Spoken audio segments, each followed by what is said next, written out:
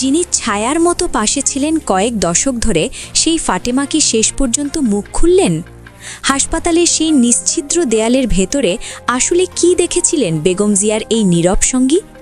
গুঞ্জন উঠেছে ফাতেমার চোখের জল কি আজ ৩০শে ডিসেম্বরের জন্য, নাকি আরও ১৪ দিন আগের কোনো বিভীষিকার জন্য? লন্ডন থেকে আসার নির্দেশ আর হাসপাতালের কঠোর গোপনীয়তা সবই কি জানতেন এই নারী? বেগম জিয়ার শেষ নিঃশ্বাস ত্যাগের সময় ফাতেমা কি তার হাতটি ধরেছিলেন? যদি মৃত্যু আরও আগে হয়ে থাকে, তবে ফাতেমাকে কেন এতদিন বাইরের পৃথিবী থেকে বিচ্ছিন্ন রাখা হলো? মায়ের মৃত্যুর খবর গোপন রাখার এই মহানাটকে ফাতেমার ভূমিকা আসলে কী ছিল? আজকের পর্বে আমরা উন্মোচন করব ফাতেমার সেই না বলা কথা এবং মৃত্যুর প্রকৃত তারিখের ধোঁয়াশা। খালেদা জিয়া যেখানে গিয়েছেন, ফাতেমা সেখানে গিয়েছেন। কারাগার থেকে হাসপাতাল, ফাতেমা ছিলেন বেগম জিয়ার সবচেয়ে বিশ্বস্ত মানুষ। দেশ জুড়ে যখন প্রশ্ন উঠেছে বেগম জিয়া কি সত্যিই আজ মারা গেছেন, তখন সবার নজর এখন ফাতেমার দিকে। কারণ যদি কেউ সত্য জেনে থাকেন, তিনি এই ফাতেমা। বিভিন্ন সূত্র এবং হাসপাতালের ঘনিষ্ঠ মহলে ফাতেমার যে আরতি শোনা গেছে, তা আজ আমাদের বিশ্লেষণের মূল বিষয়। গবেষক এবং গোয়েন্দা তথ্য অনুযায়ী ২৮শে নভেম্বর যখন বেগম জিয়ার অবস্থা আশঙ্কাজনক হয়ে পড়ে, তখন থেকেই ফাতেমার সাথে বাইরের যোগাযোগ বিচ্ছিন্ন করে দেওয়া হয়। অভিযোগ আছে ফাতেমা যখন কান্নায় ভেঙে পড়েছিলেন, তখন তাকে সান্ত্বনার নামে কার্যত নজরবন্দি করে রাখা হয়েছিল। কেন ফাতেমাকে কারো সাথে কথা বলতে দেওয়া হয়নি? তিনি কি আগেই জানতেন যে নেত্রী আর নেই? ফাতেমার নীরবতা কি আসলে কোনো বড় চাপের ফল? কথিত আছে যখন কাতার বা জার্মানির এয়ার অ্যাম্বুলেন্স নিয়ে টালবাহানা চলছিল, তখন ফাতেমা কেবল নির্বাক হয়ে নেত্রীর শিয়রে বসেছিলেন। নির্ভরযোগ্য কিছু সূত্রের দাবি, ফাতেমা সেই সময় বারবার বলেছিলেন, এখন নিয়ে গিয়ে কি হবে? এই একটি বাক্যই অনেক বড় ইঙ্গিত বহন করে। যদি নেত্রী জীবিতই থাকতেন, তবে ফাতেমা কেন এমন হতাশা প্রকাশ করবেন? তবে কি ৩০শে ডিসেম্বরের ঘোষণাটি ছিল কেবল একটি আনুষ্ঠানিকতা মাত্র? তারিক রহমান দেশে ফেরার ২ দিন পর মৃত্যুর খবর আসা নিয়ে ফাতেমার কাছের মানুষদের মধ্যে কানাঘুষা চলছে। শোনা যায় ফাতেমাকে কঠোর নির্দেশ দেওয়া হয়েছিল যেন তারিক রহমান দেশে আসার আগে হাসপাতালের ভেতরকার কোনো খবর বাইরে না যায়। ফাতেমা কি কেবলই একজন গৃহকর্মী, নাকি এই রাজনৈতিক দাবার গুটি হিসেবে তাকেও ব্যবহার করা হয়েছে? তার কান্না কি আজ নতুন, নাকি দীর্ঘ ২ সপ্তাহের জমানো শোকের বহিঃপ্রকাশ? প্রবাসী সাংবাদিক এবং মুফতি আবদুল্লার মতো বিশ্লেষকরা বলছেন, ফাতিমার মতো প্রত্যক্ষদর্শীদের যদি স্বাধীনভাবে কথা বলতে দেওয়া হয়, তবে বাংলাদেশের রাজনীতির অন্যতম বড় সত্যটি বেরিয়ে আসবে। মায়ের রাজনৈতিক কেরিয়ার এবং ছেলের ইমেজ বাঁচাতে গিয়ে একজন মৃত মানুষকে নিয়ে এই দীর্ঘ নাটক কি ফাতেমা সহজভাবে মেনে নিয়েছেন, নাকি ইতিহাসের দায় মুক্ত হতে তিনি একদিন সবকিছু ফাঁস করে দেবেন? বেগম খালেদা জিয়ার মৃত্যু একটি অধ্যায়ের সমাপ্তি, কিন্তু সেই সমাপ্তিটা কি সম্মানের সাথে হয়েছে? ফাতেমার চোখের জল কি সত্যকে আড়াল করার যন্ত্রণা? যদি বেগম খালেদা জিয়া ২৮শে নভেম্বরেই মারা গিয়ে থাকেন, তবে এই ১৪ দিনের অভিনয় কি বাংলাদেশের মানুষ ক্ষমা করবে? আমরা চাই প্রকৃত সত্য বেরিয়ে আসুক। শুধু দর্শক, ফাতেমার এই নীরবতা কি সম্মতির লক্ষণ নাকি ভয়ের? আপনার কি মনে হয় ফাতেমাকে দিয়ে জোর করে এই দীর্ঘ গোপনীয়তা বজায় রাখা হয়েছে? কমেন্ট বক্সে আপনার মতামত আমাদের জানান। সত্য একদিন না একদিন আলোর মুখ দেখবেই। মরহুমা বেগম খালেদা জিয়ার আত্মার মাগফিরাত কামনা করছি। ধন্যবাদ আমাদের সাথে থাকার জন্য। এরপর সামাজিক যোগাযোগ মাধ্যমে এবং বিভিন্ন জায়গায় আমি এই মৃত্যুকে নিয়ে নানা ধরনের প্রতিক্রিয়া দেখছি, এবং বিশ্বাস করেন সকালে আমার যতটা মন খারাপ ছিল, তার চেয়েও অধিকতর মন খারাপ নিয়ে এখন আমি এই কন্টেন্টটা করতে বসেছি। আমার এই মন খারাপটা হলো তার মৃত্যুকে কেন্দ্র করে বিভিন্ন মানুষের মধ্যে, আমাদের মতো বিভিন্ন মানুষের মধ্যে যে নীচতা, যে ক্ষুদ্রতা, যে রাজনৈতিক সংকীর্ণতা আমি দেখছি, এটা আমাকে হতাশ করেছে। নানা জনে নানা ধরনের মন্তব্য।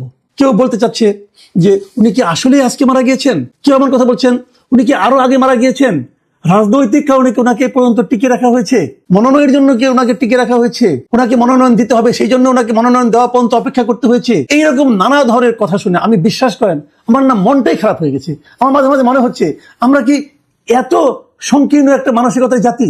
ভাই, একজন মানুষ মারা গিয়েছেন, উনি ব্যক্তি হিসেবে আমাদের দেশের জন্য আমি তো মনে করি উনি আনপ্যারালাল ছিলেন। ওনার জীবনের উত্থানটা আপনি দেখেন, ওনার জীবনের স্ট্রাগলটা আপনি দেখেন, ওনার জীবনে এই দেশের মানুষের জন্য উনি কি করেছেন সেটা আপনি দেখেন। ভাবুন একটা মানুষের উপর দিয়ে কি গিয়েছে, কতটা পেইন ওনাকে সহ্য করতে হয়েছে, তারপরে উনি কি সুদৃঢ় ভাবে, অনর ভাবে ওনার আদর্শের কাছে, ওনার চিন্তার কাছে উনি কিন্তু কোনো ধরনের আপোষ করেননি। মানুষটাকে সেভাবে দেখেন আপনারা। বাকিগুলো কেন এই আলোচনাগুলো করে কেন আপনারা কি বলতে যাচ্ছেন? মানুষকে বিতর্কিত করার মাধ্যমে, মানুষের চিন্তা নিয়ে নানা ধরনের এই ধরনের আলোচনার মাধ্যমে আমরা আপনারা কি অর্জন করতে চাই, এই বিষয়টা না আমার কাছে ক্লিয়ার না। যাই হোক, একটু ক্ষোভের কথা বললাম, এই প্রসঙ্গটা আমি আবার পরবর্তীতে আসবো, তার আগে বলে নেই বেগম খালেদা জিয়া মারা যাওয়ার পরে সরকারের যে ভূমিকাটা আমার খুব পছন্দ হয়েছে। প্রধান উপদেষ্টা নিজে বক্তব্য দিয়েছেন। প্রধান উপদেষ্টা জানিয়েছেন যে উনি দেশে 3 দিনের জাতীয় শোক ঘোষণা করেছেন এবং 1 দিন জাতীয় ছুটি ঘোষণা করেছেন, এবং এগুলো আমার কাছে খুবই প্রয়োজনীয় মনে হয়েছে। দেশের একজন গুরুত্বপূর্ণ ব্যক্তির মৃত্যুতে এ ধরনের আনুষ্ঠানিকতা এবং সিদ্ধান্ত আমি মনে করি নেওয়া উচিত।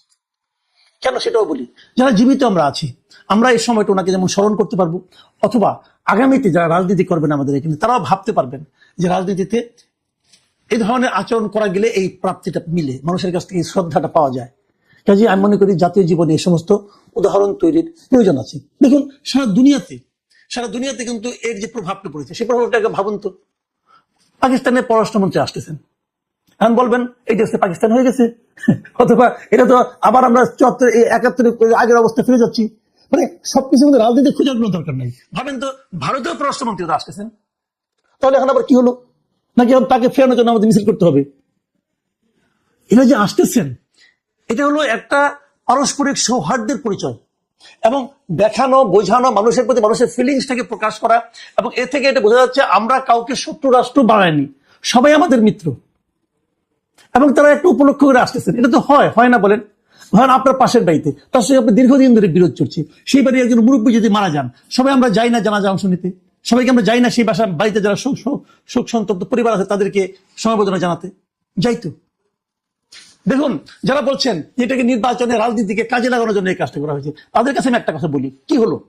ধরা যাক খালেদা জিয়া, আমি নিজেও বলেছিলাম যে খালেদা জিয়াকে দিয়ে কালকে 3টা মনোনয়নপত্রে টিপসই দিয়ে জমা দেওয়াটা আমার কাছে পছন্দ হয়নি, এটা আমি বলেছিলাম। কিন্তু তার মানে কি এই যে এই জন্যই তাকে বাঁচিয়ে রাখা হয়েছিল? বিষয়টা এইভাবে দেখবেন না। আমি যেটা পছন্দ করিনি সেটা হলো একটা বিষয়, যে উনি তো আসলে নির্বাচনে অংশ নিতে পারবেন না, উনি প্রচারণায় থাকতে পারবেন না, বিজয়ী হলেও উনি এটা করতে পারবেন না। অতএব কি দরকার ছিল? ওই জায়গাটুকুকে আমার রাজনীতি মনে হয়েছিল, কিন্তু ওইটুকু করার জন্য ওনাকে বাঁচিয়ে রাখা হয়েছে। মনোনয়নপত্র দাখিলের পর দিন তাকে মেরে ফেলতে হবে, এই ধরনের সন্দেহ যারা করছেন তাদের কাছে আমার একটা প্রশ্ন, ভাই মনোনয়নপত্র দাখিল করেছেন বটে, কিন্তু ওনার মৃত্যুর কারণে কিন্তু একটা জায়গায় নির্বাচন স্থগিত হবে না। নির্বাচন স্থগিত হওয়ার যে নিয়ম, সেই নিয়মটা হচ্ছে বৈধ কোনো প্রার্থী যখন নির্বাচনী মানে ইলেকশন কমিশন প্রার্থী হিসেবে তাকে বৈধ ঘোষণা করার পর যদি কোনো বৈধ প্রার্থী মারা যান, তখন ওই আসনে নির্বাচনটা স্থগিত হয়ে যায়।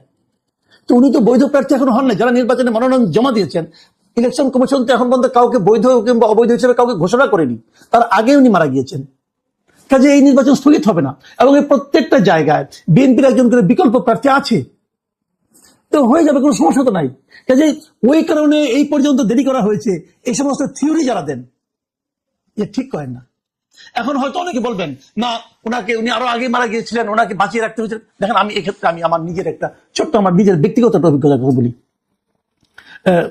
দর্শকরা প্লিজ এটাকে আপনি ভাববেন না যে আমি আমার এই সুযোগে আমার কথা বলে দিচ্ছি, বাট আমার নিজের একটা ব্যক্তিগত অভিজ্ঞতা। আমার মা মারা গিয়েছেন 2020 সালের 11ই জানুয়ারি।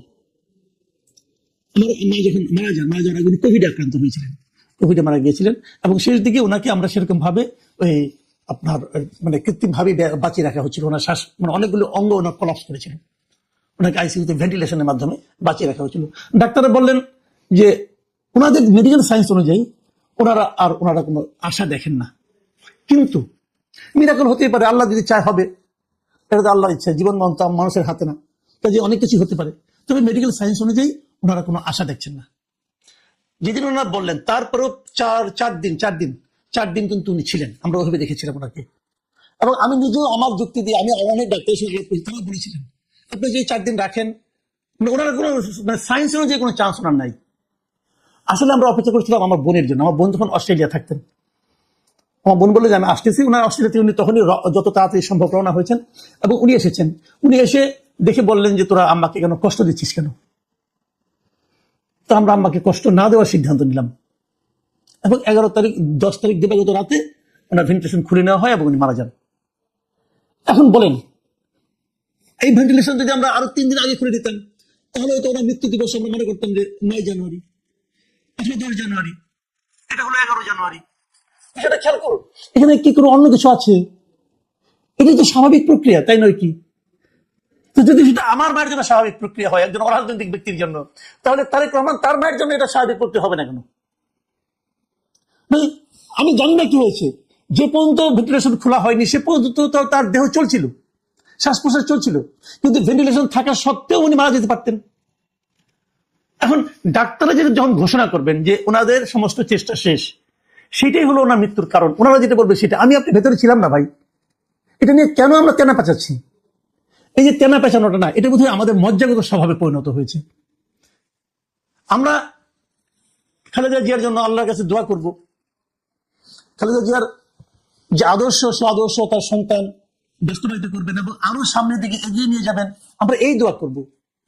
আমরা পরস্পরের কাজের মধ্যে কোনো ভুল অনুসন্ধান করে বেড়াবো না, আমরা ছিদ্রান্বেষী হব না। একটা আমি বারবার বলি, আমরা ঐক্যবদ্ধ জাতি চাই। আমরা যদি মানুষের এই সমস্ত খুঁটিনাটি বিষয় নিয়ে ছিদ্র খুঁজতে থাকি, আমরা ঐক্যবদ্ধ কিভাবে হব ভাই? খালেদা জিয়া 30শে ডিসেম্বর মারা গেলেন নাকি 29শে ডিসেম্বর মারা গেলেন, এর মধ্যে কি রাজনৈতিক জয় হবে, কি অরাজনৈতিক পরাজয় হবে? আমি ভাই প্লিজ আপনাদের সকলের প্রতি আমার অনুরোধ, এই মৃত্যু নিয়ে আর রাজনীতি আপনারা করবেন না প্লিজ। মানুষের জন্য দোয়া করেন, আল্লাহর কাছে বলেন যে ওনার আত্মা যেন শান্তি লাভ করে। এটাই। এই যে কালকে মনে করেন আপনার হবে, জানাজা হবে, এই জানাজা নিয়ে আবার আরেক ধরনের রাজনীতি হচ্ছে। এই রাজনীতিগুলো দয়া করে কেউ করবেন না। আমরা সকলের মঙ্গল চাই, আমরা দেশের শান্তি সমৃদ্ধি চাই, আমরা সারা দুনিয়ার সঙ্গে একটা ভালো সম্পর্ক চাই। প্রিয় দর্শক, এখন এ পর্যন্তই। আল্লাহ হাফিজ।